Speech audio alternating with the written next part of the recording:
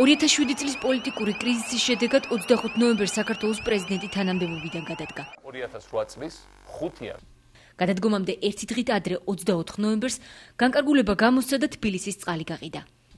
23 ნოემბერს კი საქ-წყალკანალის, რუსთავ-წყალკანალისა და მცხეთა-წყალკანალის პირდაპირი მიყიდვის განკარგულება გამოსცა.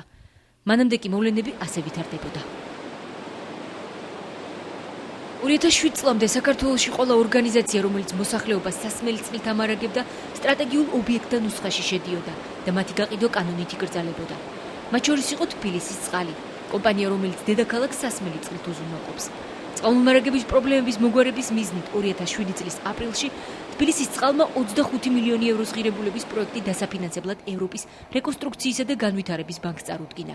პროექტის მიხედვით სასმელი წყლის სისტემების რეაბილიტაცია, მრიცხველების დამონტაჟება და ორგანიზაციის კერძო კომპანიაზე მართვის უფლებით გადაცემა იგეგმებოდა. არასამთავრობო ორგანიზაცია მწვანე ალტერნატივა თბილისის წყალში კერძო კომპანიის შესვლას აპროტესტებდა.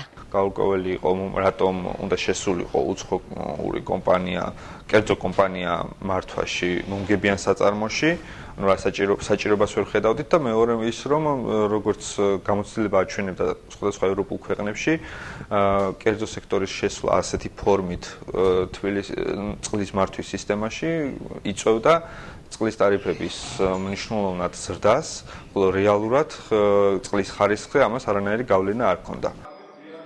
10 ივლისს ევროპის რეკონსტრუქციისა და განვითარების ბანკმა 25 მილიონიანი კრედიტი დაუმტკიცა.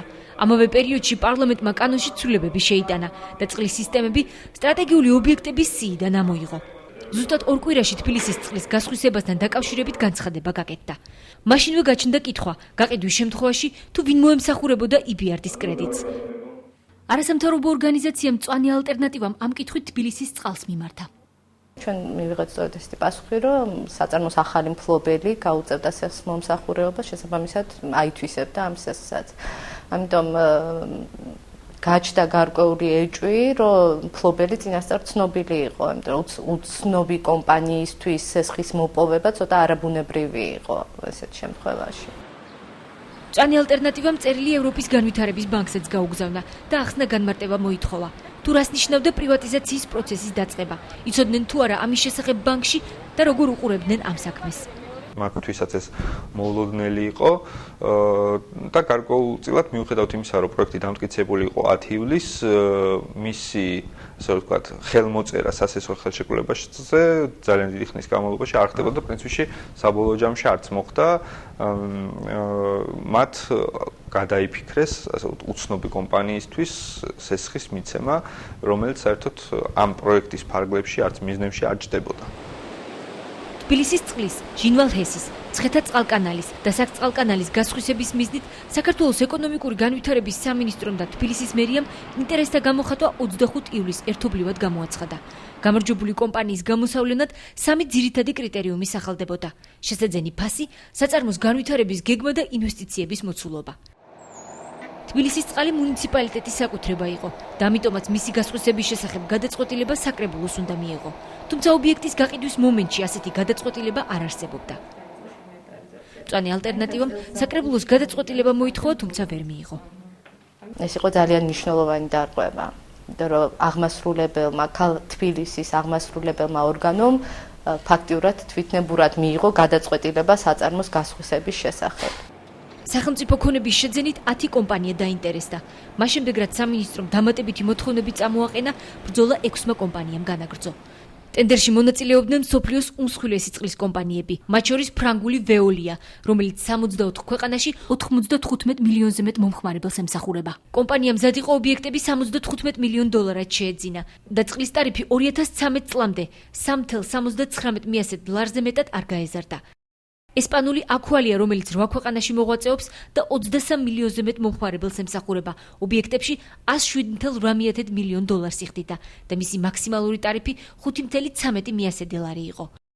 ბრიტანული კასკალი 8 ქვეყანაში 4,7 მილიონ მომხმარებელს ემსახურება, მისი ფასი 72,5 მილიონი დოლარი იყო და მაქსიმალური ტარიფი 3,80.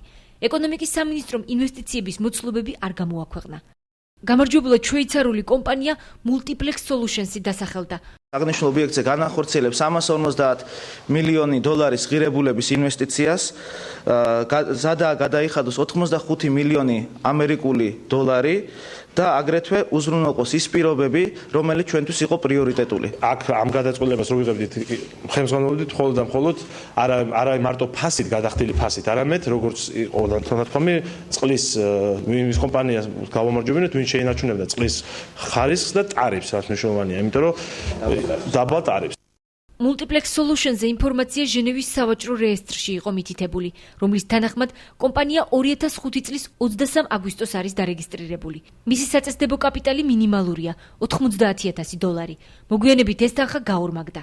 კომპანიის ერთადერთი დამფუძნებელი ვინმე ბიტს პოუერია. მისი სახელი და გვარი კიდევ 87 კომპანიის სარეგისტრაციო დოკუმენტებში ფიგურირებდა. ეჭვი ჩდება უკვე, რომ ეს არის ესე ვთქვათ ფორმალური პირი, რომელიც გარკვეულ კომპანიებს ეხმარება უბრალოდ რეგისტრაციაში და არანაირად არ არის ჩართული, ვთქვათ, საწარმოს საქმიანობაში.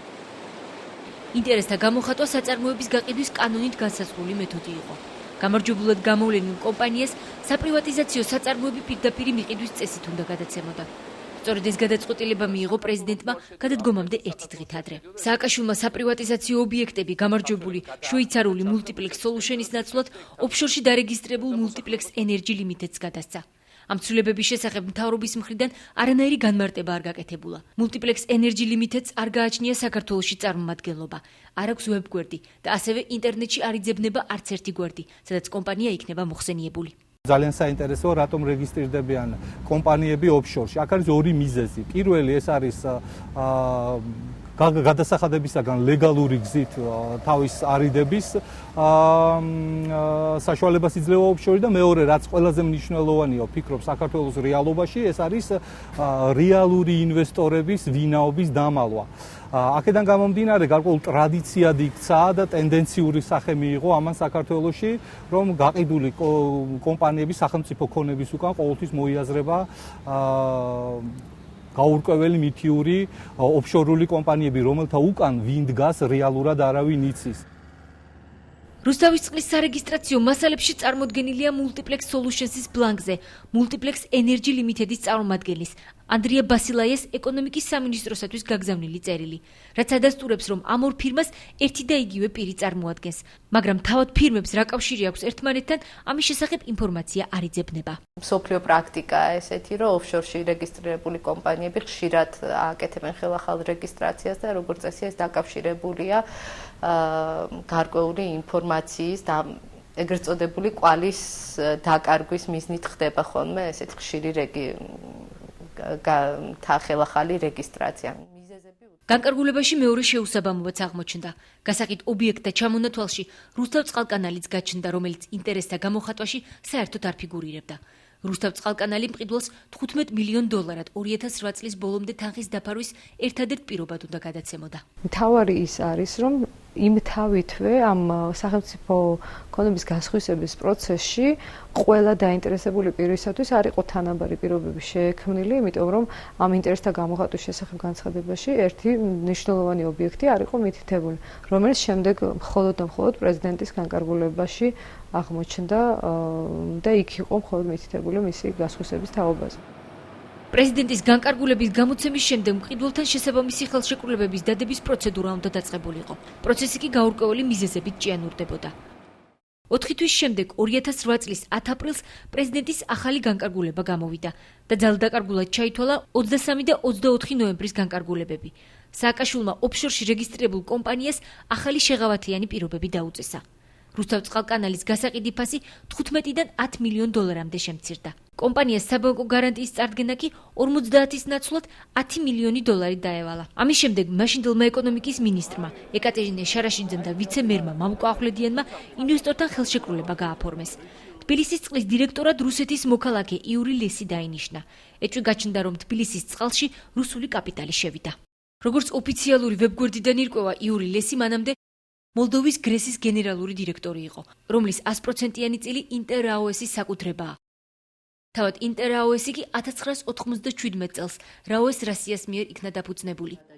ჯანმრთელობაზე ზემოქმედება. ხელშეკრულების გაფორმების დღიდან მწვანე ალტერნატივამ საქართველოს მთავრობას მიმართა და ინვესტორთან გაფორმებული ხელშეკრულების ასლი მოითხოვა. აქედან დაიწყო ჩვენი დაუსრულებელი მიმოწერა სახელმწიფო უწყებებთან ხელშეკრულების ასლის მოპოვების მიზნით, რომელიც დღემდე გრძელდება. და საბოლოო ჯამში სასამართლო დავით დასრულდა. რატომღაც სახელმწიფო ცდილობს, რომ ეს ხელშეკრულებები იყოს საიდუმლო და მას კომერციული საიდუმლოების ნიშნით დღის დახურულ ინფორმაციად. აქაც ვფიქრობთ, რომ დაუსაბუთებელია, იმიტომ რომ წყალი ეს არის ისეთი მნიშვნელოვანი რესურსი, რომელსაც პირდაპირ შეხება აქვს ჩვენს არსებულ გარემოსთან და თვითონ ჩვენთაგანს უფლება აქვს იცოდეს, როგორ ხდება ქვეყანაში ამ წყლის რესურსის განკარგვა.